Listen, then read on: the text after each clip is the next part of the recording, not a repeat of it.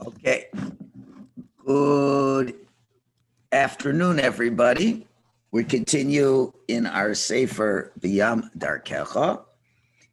I didn't mark off exactly where I left off yesterday. I hope we got it right. With Rick's help, I think we have the right place. We're on page Chaf Tes.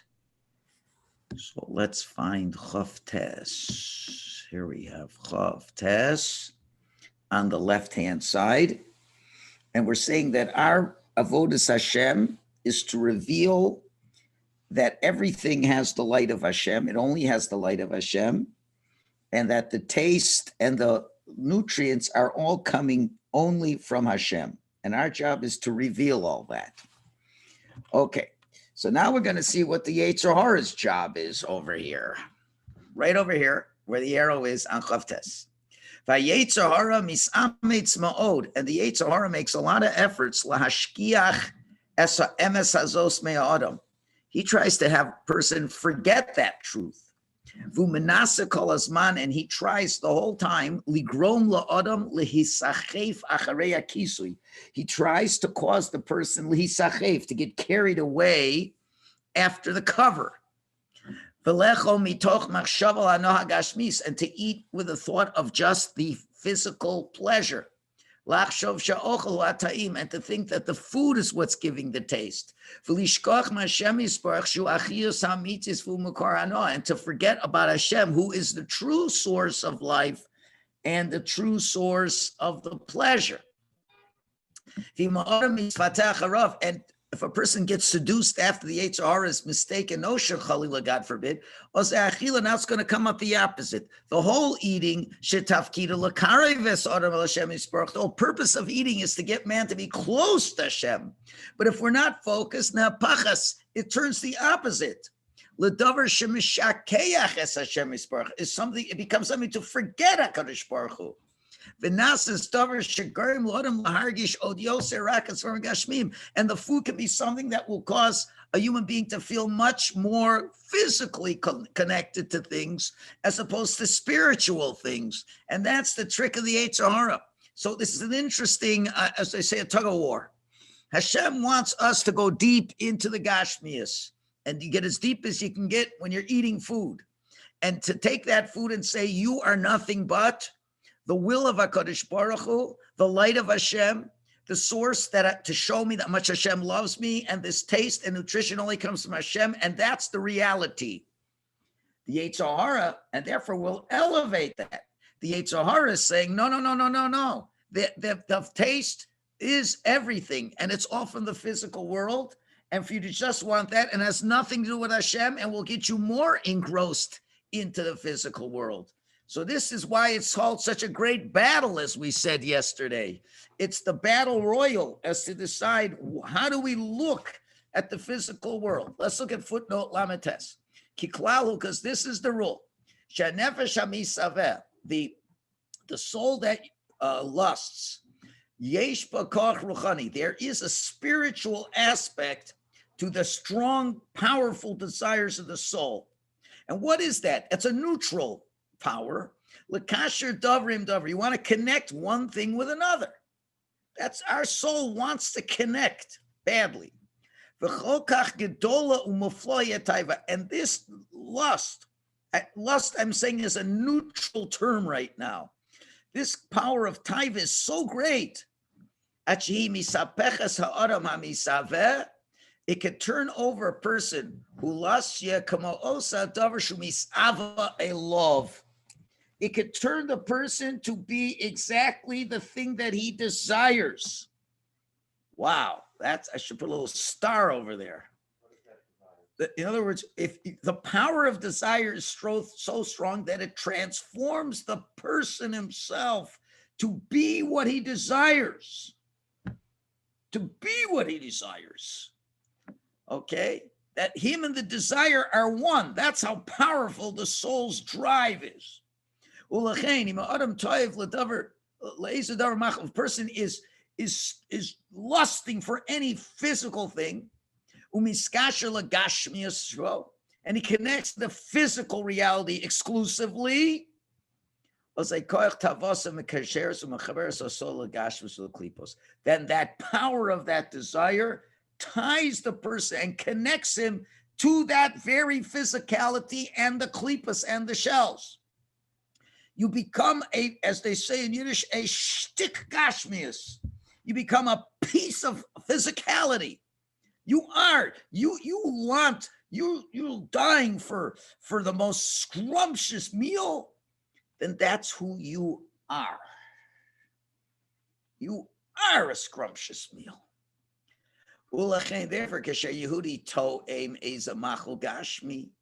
And therefore, when a person tastes anything physical, person immediately, if they're smart, will cling to the godly spark that's in that food. That you're going to lust after HaKadosh Baruch Hu. And that's how you cleave to Hashem, with that power. And you incorporate within your essence Hashem. To be a part of him, and you sense that, kivyachol, as it were. As the pasuk says, Ki chelek Hashem amo, Hashem is a portion of his people. Yaakov chelek nachla, so Yaakov is a portion of his inheritance. Ki b'makom shu choshev sham hu nimtza, the famous words of the Baal Shem Tov. In the place where the person thinks, that's where he is. My question. Where you think you are, where you lust, that's where you are. So if you are just tremendous, you go, wow, I love this ice cream with molasses and this and all that. It's geschmack. I have to have it. Then that's what you are. You are what you want. You're there and you are that. You are a shtick ice cream sundae. You want the spark of Hashem, then you become a spark of Hashem. That's how powerful the neshama Hashem gave you. It had to be that way, because how else will you be able to bond with Hashem? How can you bond with Hashem? That's why a non-Jew cannot do this. He's not built for this. He's not built to bond to Hashem. He doesn't have this kind of powerful neshama, but it's powerful. It cuts both ways. It could be powerfully connected to being the essence of evil as well. Okay, so that's why it's a big milchama. My question. And it's a war that we must fight. It's not like I can say, okay, I don't want to fight this battle. Hashem says you got to, because you got to eat. Other battles, wealth, maybe we could avoid it. There's a lot of things we could avoid in life. You can't avoid eating. Yes, Shlomo has a question. So, Rabbi, so desire is Etzara, evil inclination? Desire is what? Evil inclination, Etzara? No, the desire is parv. The desire, he's saying, is the desire, the Yetzer Hara. Well, you know what? Even if it is, but you're supposed to serve Hashem with your Yetzer Hara as well. You have to serve Hashem with your Yetzer Tov and your Yetzer Hara. You got to serve with both. The Yetzer Hara is not innately evil. The only thing is, statistically, it gets you in more trouble than it helps you. Right? That drive, that passion, yeah, that's fueled from the Yetzer Hara, but we have to serve Hashem b'chol levavecha, with both your hearts. You have to serve Hashem with your Yetzer Hara, right? So the Yetzer Hara wants you to take that desire and channel it in the wrong place. And we have to say, no, I'm going to take that desire and channel it in the right place. Okay. So now what's going to be the result of the battle if you win or if you lose? So the result is, a person who eats this way, focusing on the physicality, misgashem b'achilasa, becomes more coarse through his eating. V'libo miskase ba'od kisui, and his heart becomes covered with even deeper coverings. Shegoyrem la, which will cause to him. Let's hope we get to the right page. Next. Oh, come on. Let me find the page. This photo. Oh, my honey. Looks like I don't have it. Oh, there it is. There it is. So it causes him, Sheila Odio Serkosha. It causes the covering to be even stronger. 1 second. One second. This thing is mixing me up. Again, Miskava Libo Miskasvo Kisui, Shagoyrim Lo. Shila odios or kasha lahargish v'zem. It caused him to make it more difficult to feel HaKadosh Baruch Hu. In other words, the more you eat like a fresser, the more layers of covering you have, the coarser you are, the harder it is for you to feel Hashem's reality. Because why? Shumetzius ruchanis, because Hashem is a spiritual reality. You need refinement in order to sense HaKadosh Baruch Hu. It needs a tremendous amount of refinement. And the more you eat like a fresser, the more coarse you become, the less refined you are, the less you can appreciate that. I'm sorry? And then you need to fast.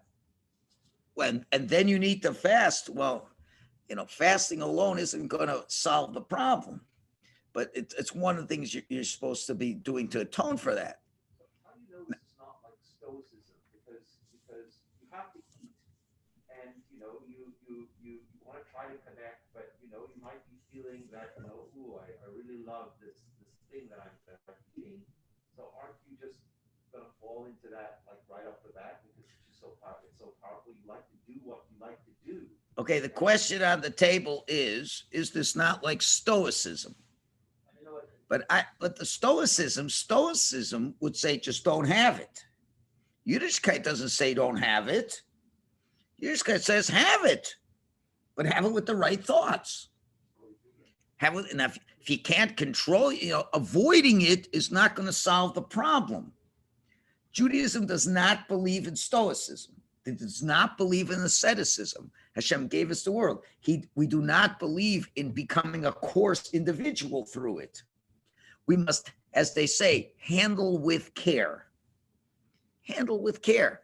You eat with knowing what the pitfalls are, and then you eat the proper way. And that's why it says immediately, and that's why the bracha helps a lot, and immediately have the thoughts you should be having over here. Avoidance is not an option. It's not meant. Now, you can cut down. You don't have to fresh. You don't have to overdo it. Okay, but that's the danger that's there. Let's see in footnote mem, he adds a little bit more. When you eat without sanctity, your whole service Hashem gets cooled off. Then the person wonders, why am I like a dry tree? So I have no moisture of kedusha. It doesn't take it to heart. Here's the next footnote. It's all happening because you're engaged in the physical world without any kedusha. People wonder, I don't know why I don't feel spiritual. What do you mean you don't wonder why you're not spiritual? Because you eat like a horse.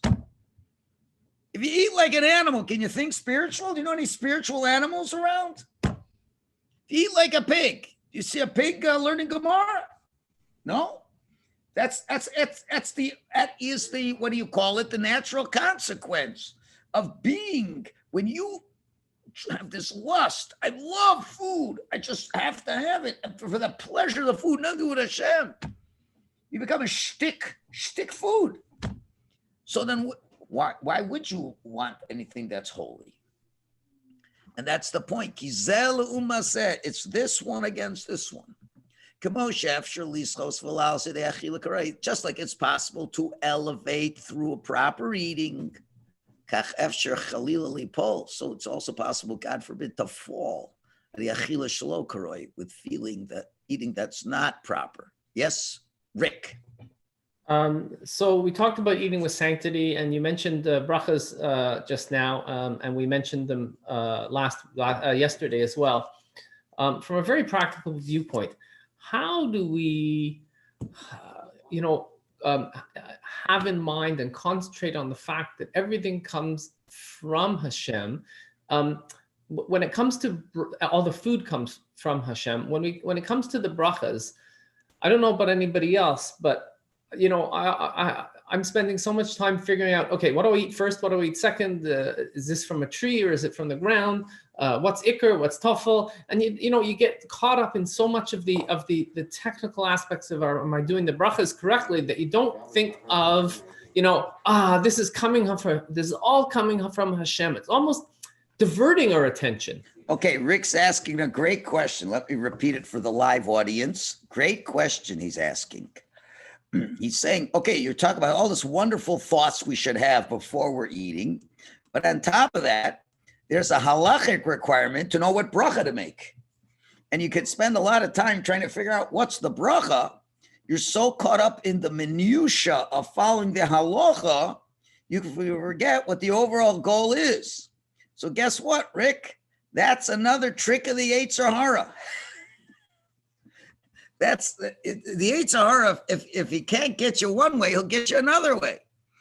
Let's say sushi. Okay, I'm not going to get into halacha sushi. Don't ask me to bracha, but you could see how complex it is. You got rice, you got fish, you got all kinds of things going on over there, right? So you're wondering, what's the bracha? What's the ikr? What's the tuffle? What's this? What's that? What's that? That? You know, you're spending whatever, how long? Well, what's the right bracha? And then you just zip through the bracha. So the trick is to watch out. To watch out. You have to have two segments to it. You have to know the halacha, you have to know the hashkafa. So once you finish deciding what the bracha is, then you got to pause for a moment. And you got to say, okay, now I know what the main part of this is. Now let me focus on the spiritual reality. This is not just a problem in eating, Rick. It's a problem in every aspect of Yiddishkeit, because there's minutia in everything in Yiddishkeit, right? Davening, all kinds of things, how to shake a lulav and esrog, all these things. You get so caught up in making sure you're doing the halacha correctly, you're forgetting the hashkafa aspect. So that is another trick of the Yetzer Hara. So yeah, it'll get you to be a chazer on the food, or it'll get you to be a wise man. So wise, you're forgetting about the hashkafa that's behind it. So you see, the battle is even more complex, Rick. And therefore, you got to be able to slow it all down. You know, you're going to eat food, and you're going to say, okay, there's two steps I have to be involved. I have to know what the right bracha is. And why do I want to know what the right bracha is? Because I want to know exactly where to direct the address of my thanks to, in exactly what way. And that's the point. I've now determined that the bracha on this kiwi fruit is borei priya eitz. Okay, I looked on my brachas book. It's borei priya eitz, not borei priya adama. Now that I know it's borei priya eitz, let me stop and think that the wonderful taste and nutrition that comes from this is indeed coming 100% from Hashem. And I wish I'd be able to taste the Shekhinah coming into my palate. And that's the purpose of bracha. So you're right. It's going to take a bit of time. Just like everything in Yiddishkeit, you have to pause and reflect. You're right. You're right. So that's another trap. So between everything, so on the one hand, Stan is worrying about us being Stoics, and Rick is worrying about us being halachicists. And you're both right. You both have legitimate concerns, and that's why it's a milchama. It's a milchama from both ways, from religiosity or from fresiosity. Okay, either way, you got to fight it both ways. Okay, that's the way it goes. Okay, where am I up to now? Now, still in the footnote. If you eat and drink just to fulfill the lusts of your heart, can you guys see it from that far away? I don't know no one said anything. I know, but the other guys don't. Is that better? A little better. I can't wait. You got to tell me these things. Okay, because when a person eats and drinks just to fulfill the desires of his heart, and not for the sake of heaven, God forbid, afterwards, when you want to go learn Torah, he engages without any cleaving and no light or life.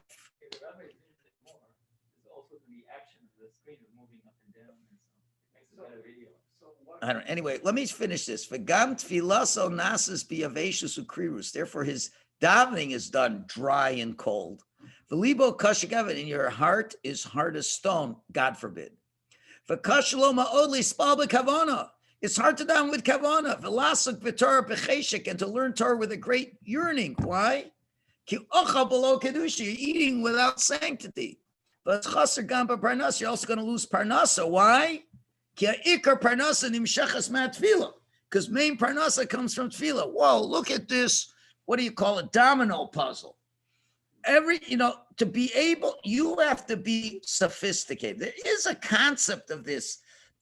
A poor mirror this in the secular world when we talk about sophisticated people who eat with etiquette. There is a spin-off of that. It's trying to mimic this idea. But, a person who's coarse is not going to be into prayer. Prayer is a very delicate subject matter. Torah is a delicate subject matter. So for one to be able to have their minds with them, to really be thinking about prayer, be thinking about learning, you have to have your address in the mind, not in the body. The more you eat just for self-gratification, the more you're dulling the heart. So now when you're going to turn around to daven, say, davening doesn't do it for me. Yeah, that's right, because you just had a huge meal. That's why, for example, another side reason why we don't eat before we daven. At least when you daven chakras, at least, you haven't eaten anything for 12 hours, maybe.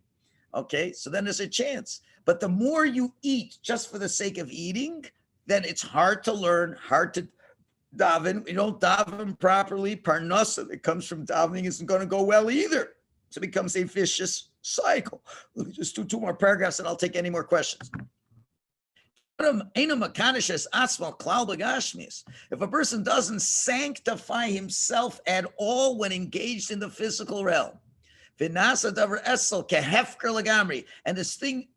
aspect is completely hefker, ownerless.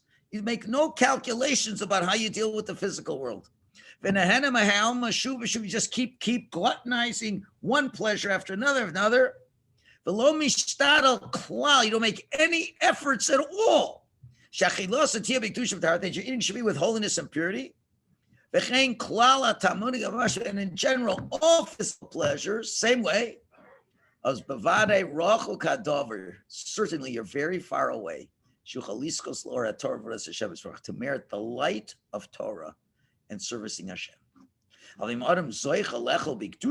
if a person merits to eat in holiness, as we say, the pasuk says, that my dining room table is the table before Hashem.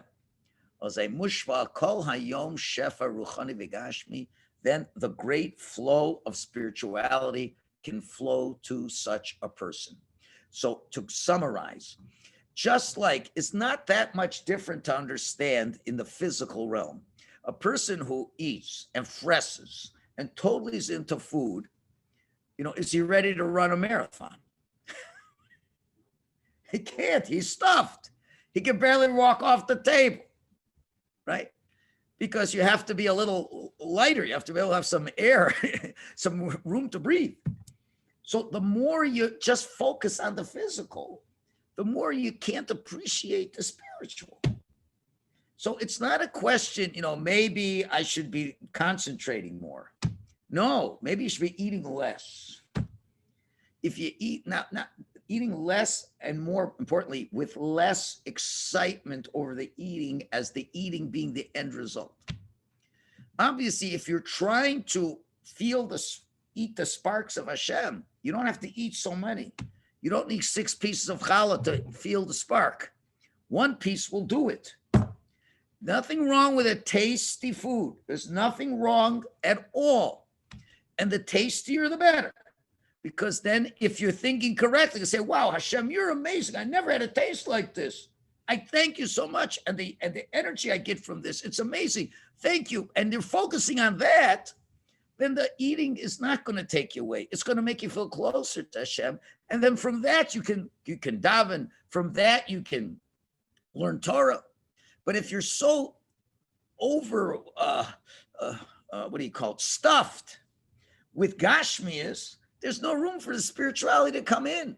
So trying to learn well or daven well right before learning and davening, can be a lost game. You may have lost the game already because you're not ready for this to learn and daven. because you've turned yourself into a horse, and a horse doesn't learn to daven properly. That's the great battle. What do you do? Okay, question over here. Yes. What do? It's like you do all that. I took an orange.